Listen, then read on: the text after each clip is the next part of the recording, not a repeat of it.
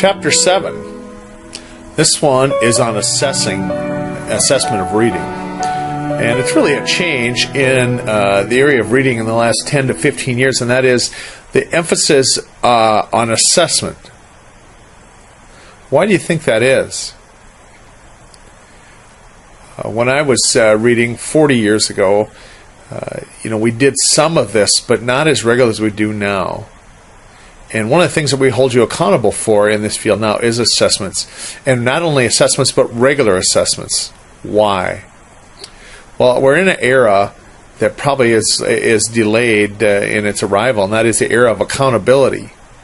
And that's one of the things that we expect you to be, is accountable for teaching students to read. And being able to sound the alarm much quicker if they're not making the progress that they need to make. And why that is that when I start this lecture in Chapter 7, there's some jarring statistics of what happens to people that don't learn to read. And so we want you to be very aware quickly if students are making progress or they're not making progress. And I, as the parent, want that same communication. In a lot of ways in our schools now, don't tell me that my student is what grade they're getting. Tell me what they can do. Tell me what the reading levels are, the progress they're making in reading. And to do that, you'll need to understand and be able to assess that and then communicate it. Put it in terms that I can understand. So let's look at Chapter 7. Chapter 7 on assessing reading. If you remember, Chapter 6 was on assessment of language. And this takes us to the next step. Chapter 8, of course, will be on teaching reading. And so here is the foundation of the teaching reading, is understanding the assessments. Kind of a short chapter, and it's going to hit pretty hard, pretty quick. First of all, there's 3 models that talk about how important reading is and how to go about it. And I'm going to ask you to participate more in that process about those models. And then about some information about emerging literacy concepts and awareness and those types of things. But this will be the big one here on formal and informal reading. And then I will ask you away from this lecture to do just that, to do a little informal reading assessment on some things that I'll put up. So let's get to the lecture. Assessing reading in Chapter 7. And this I took right out of your textbook, but it's an ongoing thing from way back when. And generally our moms help us with this at home and get us started early. And here's why. Reports that national assessments of reading indicate in 2007. Okay, here's the jarring first one. 34% of 4th grader students read below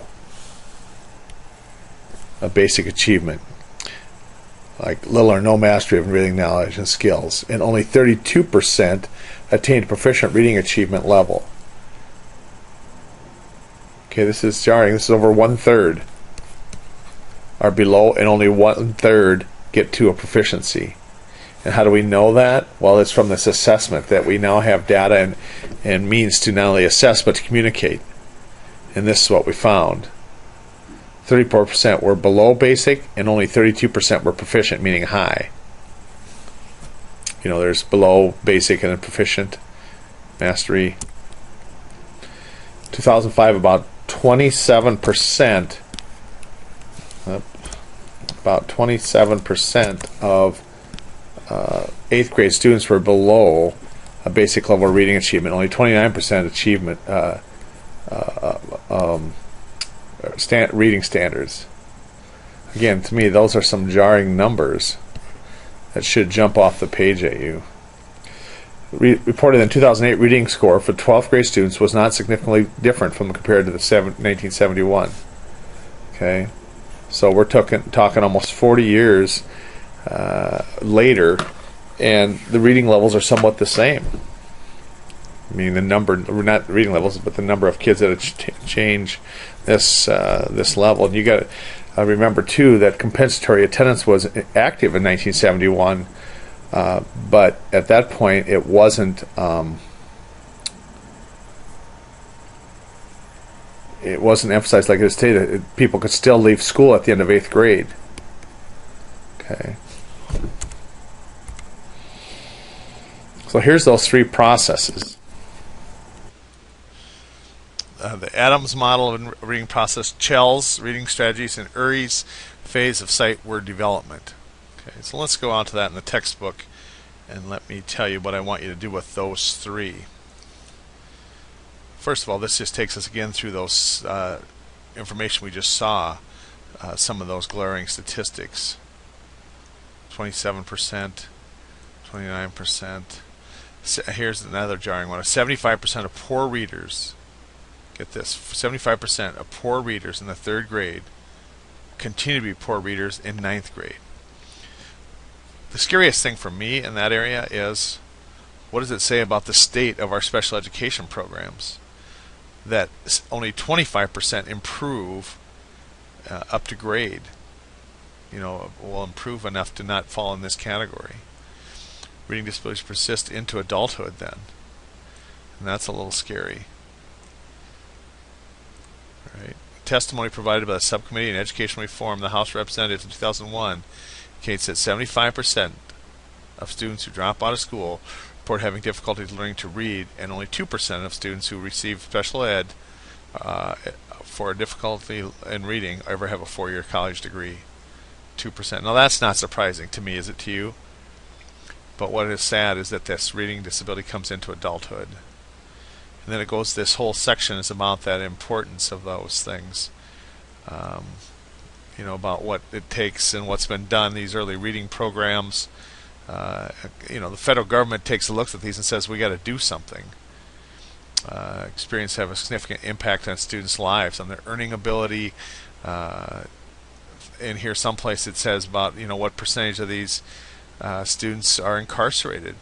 Here, in addition to at least half of all adolescents and young adults with criminal records have reading difficulties. Now that we knew too. Half have criminal records if they don't read. I worked in the prison in a jobs program some years back. I worked with prisoners, and that was when I would do the intake to try and help them find a job. The first thing they would sit down, and I think it was much higher than this half, say, I don't read very well. I didn't do in school. I didn't finish school. It's just like a broken record. They have a history of substance abuse and reading problems. And so we talk about the societal cost, and that's what the federal government looks at. Societal cost of these students going through our schools and being illiterate. It has this correlation between unemployment, low wages, poverty, crime, low self-esteem. And the thing that we never talk about here that I think is unfortunate is that the effect that class has on this, low-income families. That we can indict the schools in here, and often that's what these statistics do. It's an indictment of our schools. I mean, you'd have to say it's an indictment of our schools with these kind of data percentages that we're putting out here. But what we don't talk about in here is the effect that low income has on it. And it's kind of a spiraling thing that you have low income families that don't learn to read very well, and hence you get generational poverty. So let's go on to the reading process. You understand to help you understand the reading process.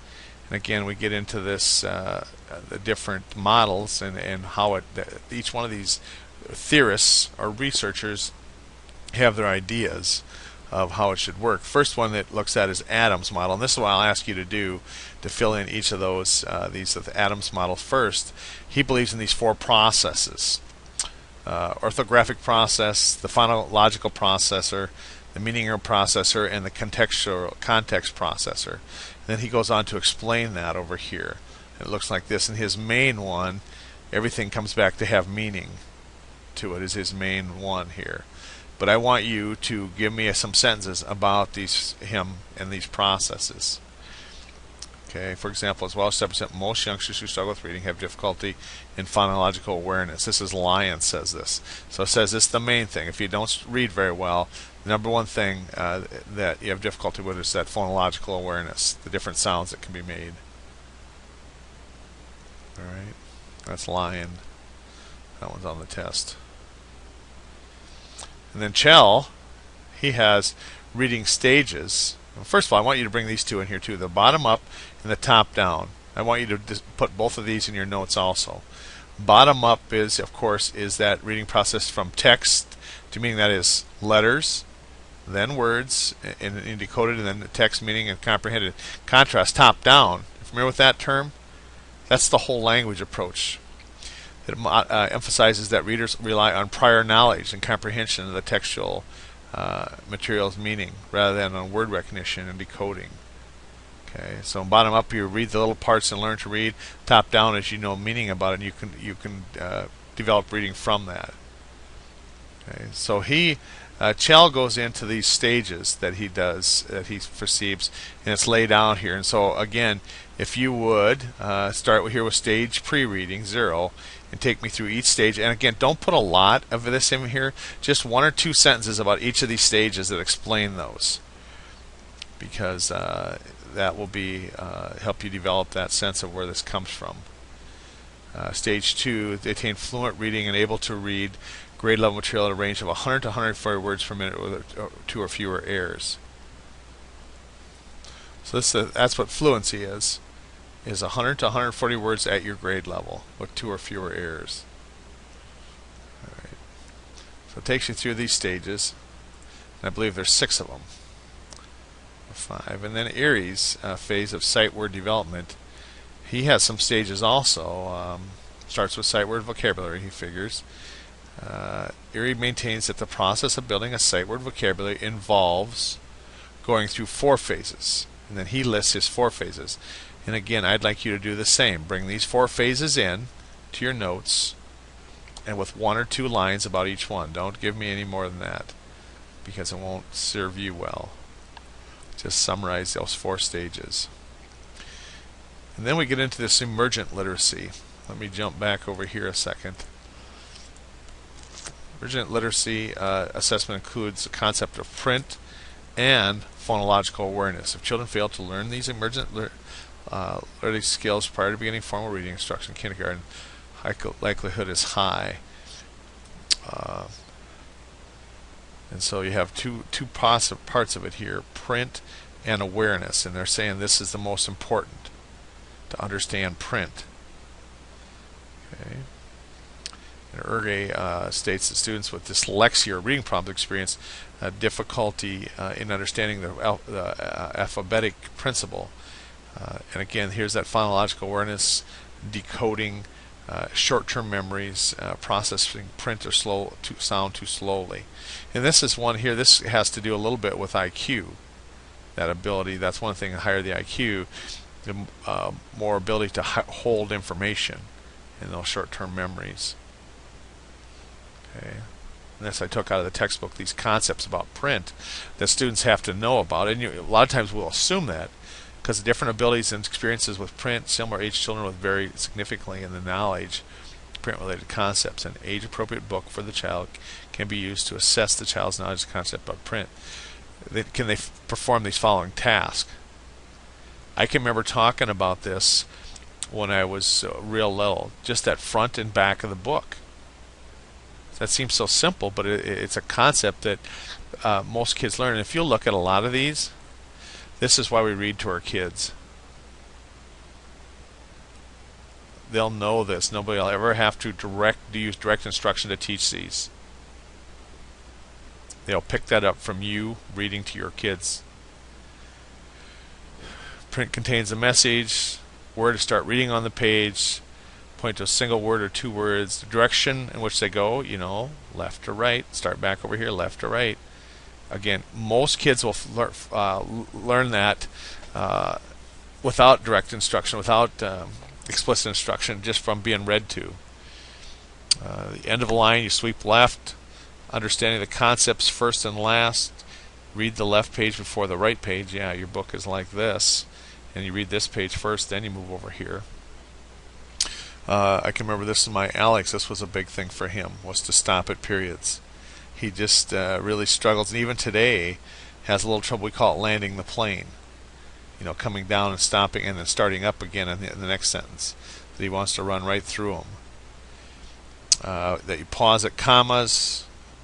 Concept of word, point to letter, indicate the concept of a letter. uppercase, lowercase, top, bottom of page, pictures, those kinds of things. And this is too. Here I want you to bring this in out of the textbook, and I'll show you in a second. But give me a little definition of each of these. On the phonological aware, the syllable, the onset and rhyme. Because onset, that's I think before the vowel, is that sound. And the phoneme we talked about already in speech. Let me go back to the textbook. Emergent literacy assessments include assessment of concepts about print and phonological awareness. I gave you that. States that students with dyslexia or reading problems experience difficulty in understanding this alphabetical principle. But it's very interesting here that you want to read about how you have different approaches to different specific disabilities. And you know, on dyslexia, there's some reversal and movement and stuff like that, and so you have a different approach to working with that particular issue. This is kind of interesting too about this longitudinal study.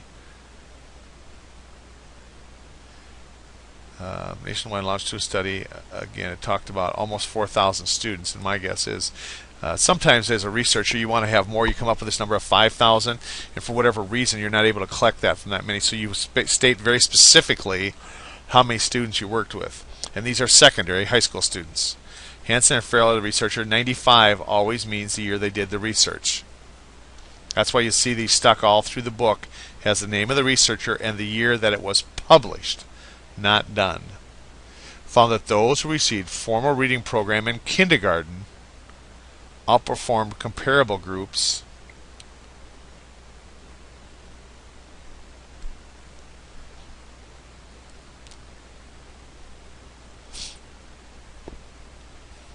who did not participate in that program. And they conclude this following. And what this style, again, I don't think it takes into account class, that kids that are in low-income situations, my opinion, I don't have any research on this, benefit more than a lot of our kids, kids from middle income families that are read to and stuff, that they don't get the formal reading, they pick up quicker. And all their point is this, and I think this is well taken, that if you wait to begin formal reading instruction, the chance that delays indicates that 74% of children who do not learn to read by third grade will be poor readers as adults. And so you want, and again, that's from Lyon. 88% of children who are poor readers at the end of first grade will remain poor readers at the end of fourth grade. And so that's why it's so important to get off to a good start. And that, I can't urge you enough if you're raising kids to read to them because of that. It takes time, and a lot of nights I was tired. What I like to do is read the same books to them that I read before, so I knew the words, knew the story, but we tried to be real conscientious about reading that, and as a consequence I got a couple pretty good readers. My older one is not as polished as my younger one, but both have done very well in school. Okay, and here's those concepts about print I just talked about, and then get into this phonological awareness, that word awareness is the least difficult. So it seems like they can understand word easier than any of those other concepts. And here's what I want you to bring in, these concepts here, which are put together here. I thought they had a list of them here. But word, syllable, onset and rhyme, and phoneme. And I say in phoneme, we already talked about in language, and that's the smallest unit of sound in a word. Okay, and then onset and rhyme.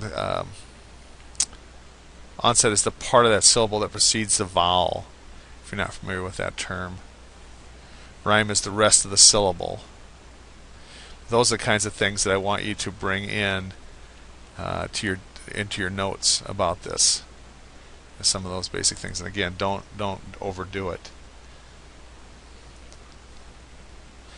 Then a phonological awareness tasks are very interesting.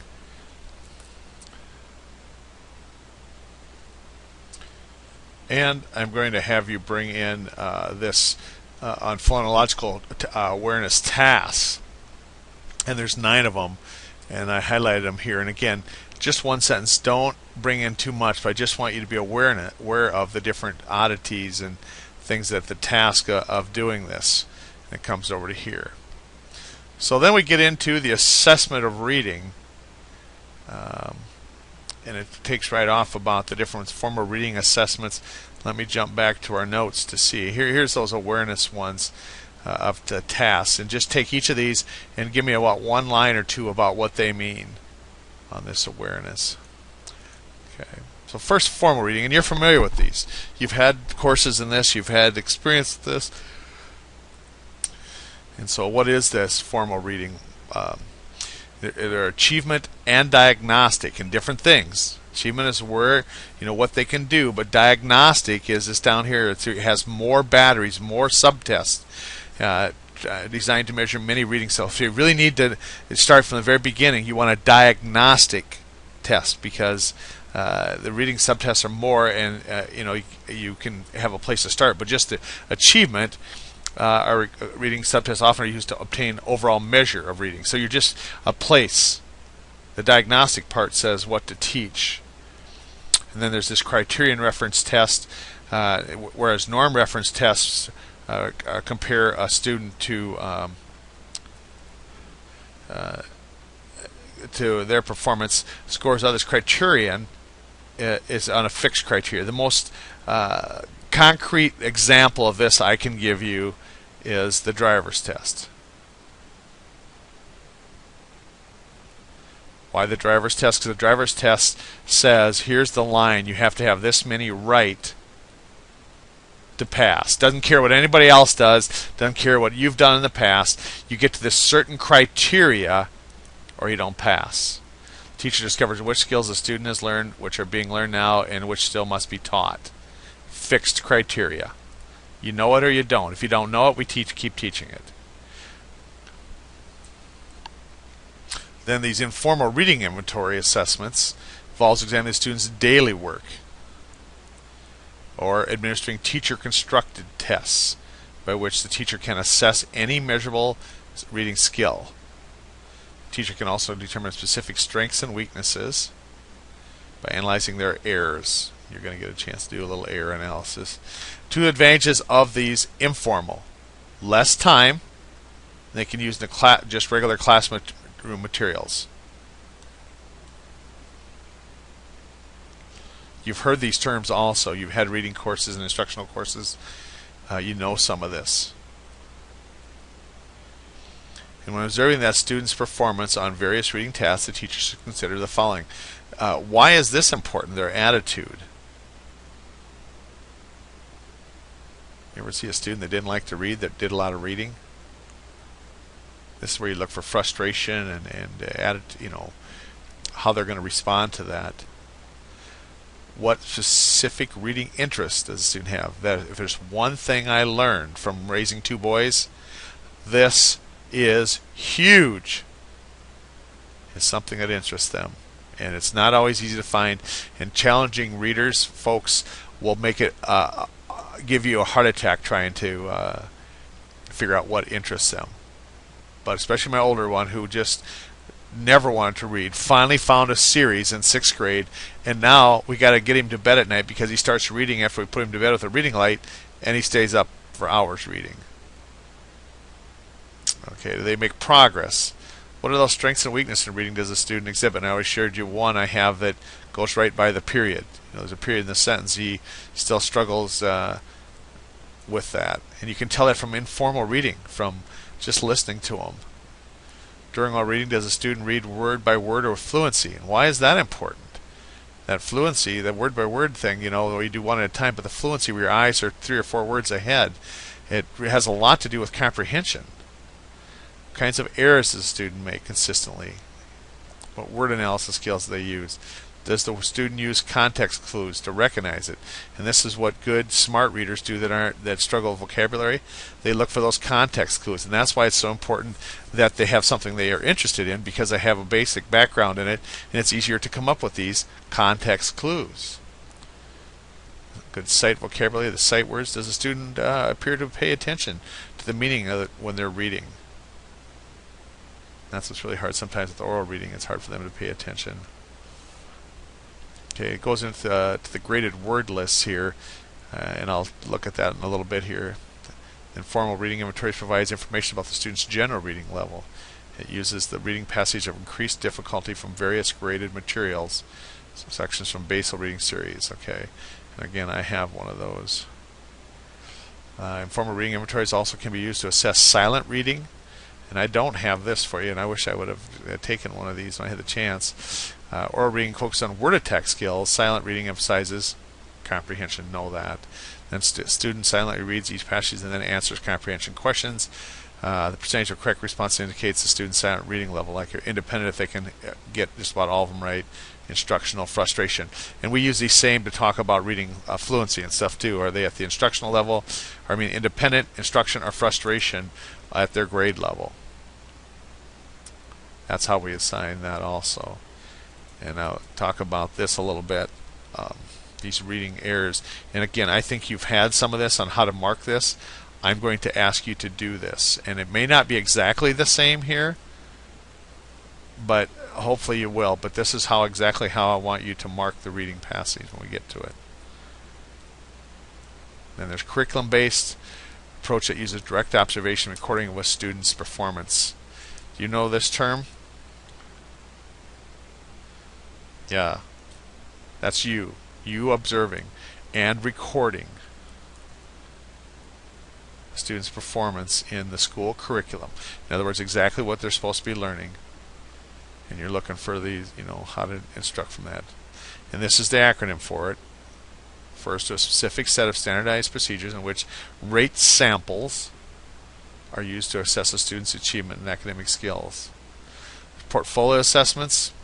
This is the collection. You've heard this term in our program.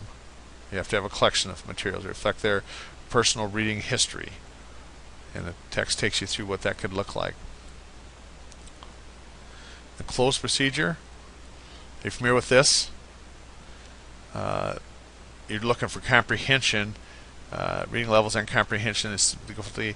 Familiar, you have about a 250-word passage, and then first sentence is typed completely, but the subsequent every fifth word is replaced with a blank. The remainder of the selection is typed as it appears in text.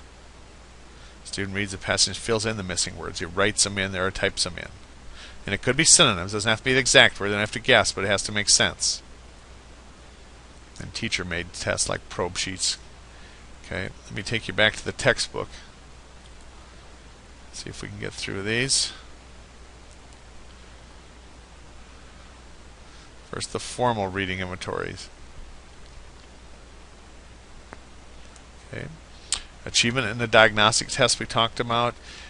Here's the most common one I'm familiar with, and it seems like a lot of schools use that Woodcock-Johnson normative update test.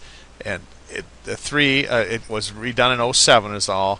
Talks about assesses letter word identification, word attack, reading fluency, reading vocabs, those kinds of things. These are all standardized norm reference tests where you compare it to others. The diagnostic tests differ from the achievement tests in that they generally have more subtests and items related to that thing, so that you find out how they do things. Diagnostic reading test batteries are designed to measure reading sub-skills, so you would use a diagnostic test. But here's the thing about the criterion reference tests. And here's a series of tests that go with these different ones. That's more of the standardized tests, as is this. And you've studied some of these in your reading and in your assessment class. So that's why I'm going through them a little bit faster, kind of flying over here. Then we get into these informal reading assessments. Informal assessments involves examining the student's daily work or administering a teacher-constructed tests. An experienced teacher can obtain a diagnostic information through careful day-to-day observation. Here's the trick on that, students. You must record. You find out you work with students. My brother worked in juvenile corrections for 10 years and said, if you don't write it down, it didn't happen. So if you are this teacher that can do this day-to-day observation, you've got to have notes. You've got to have things that you communicate to others. Okay. When observing students' performance in various tasks, teacher must consider these following questions when doing these day-to-day observations.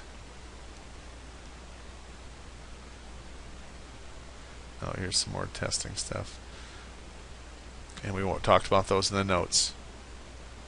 Those are the kind of notes that you're making so you can communicate, number one, to me, the grumpy old parent, but number two, to other teachers or the special ed teacher or administrators, whoever needs this information. If you're doing this type of informal assessments, that's some of your concerns. Okay. Then there's a reading observation scale put out by Brown and I, norm reference 25-item rating scale, which you can use to do this. Okay. Tells you how to do that. Then these graded word lists. And again, I know if you've had anything to do with reading, you know about graded word lists. This thing here is a diagnostic checklist with graded word lists. And it's just simply a way to track progress. For each observation period, circle M if the student mastered, D if the student is developing, I if you need intervention in that area. Okay, so that's just a little check sheet from that respect. And this I'm going to give you, and I want you to bring this into your wiki, your graded word list. Okay, and make sure you credit this textbook. Again, like I was telling you, the DOLTS is the most common, I think, and it talks about the independent instructional level and frustration level, and you have them have students go through these and do that. And you look for specific errors. When the student mispronounced a word, a teacher should write down the mispronunciation, analyze that method of word attack, and see what that error pattern is.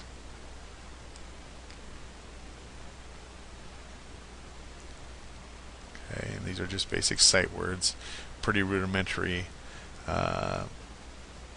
This is interesting here. I think DOLTS is the most common. It lists 200 sight words, really high frequency, make up about 50 to 65% of words a student encounters in elementary school.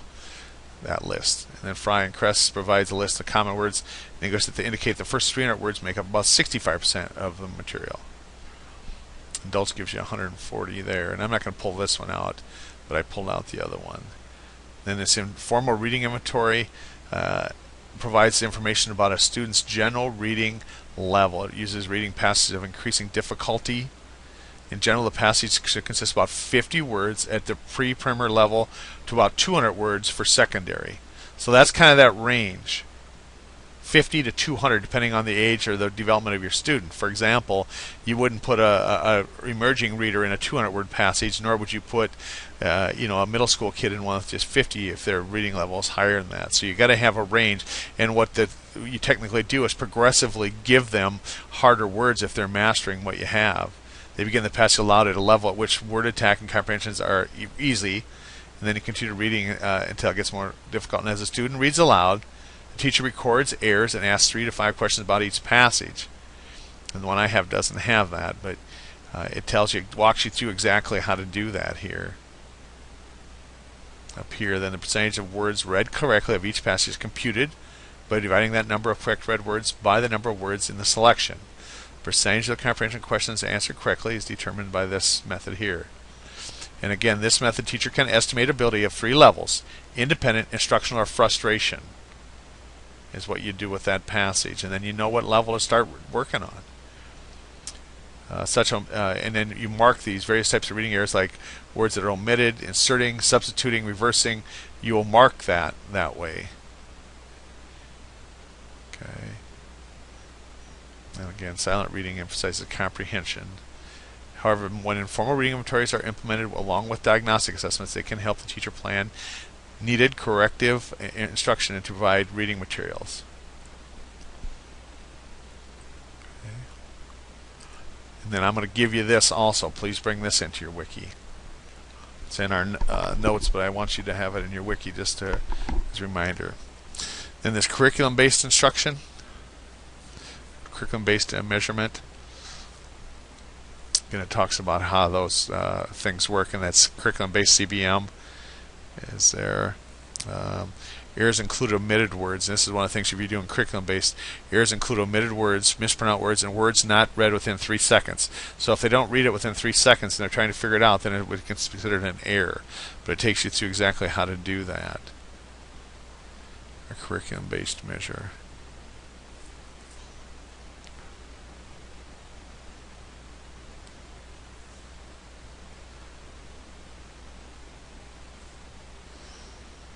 And here's just the steps, procedures, administering, scoring, read, passing long-range goals, and graphing data. It just takes you through step by step how to do it. Draw the line, the graph connecting. That's step 10. Here's the graphs, data from each day. That's what assessment looks like, just like that. And again, I had you do it, in Excel, but you could just do it manually on a graphing piece of paper also.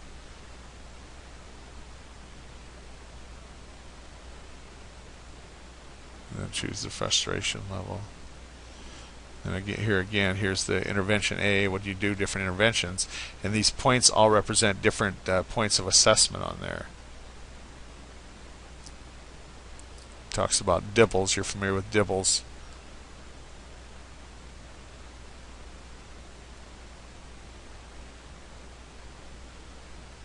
Here's the thing about portfolio assessment. That collection of things, that close procedure. Teacher made tests. And here's just these probe sheets that you could use to see where they need to start. These are just collection things, just different things to keep track of stuff.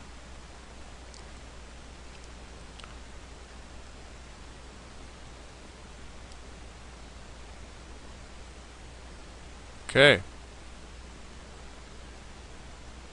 That would be Chapter 7.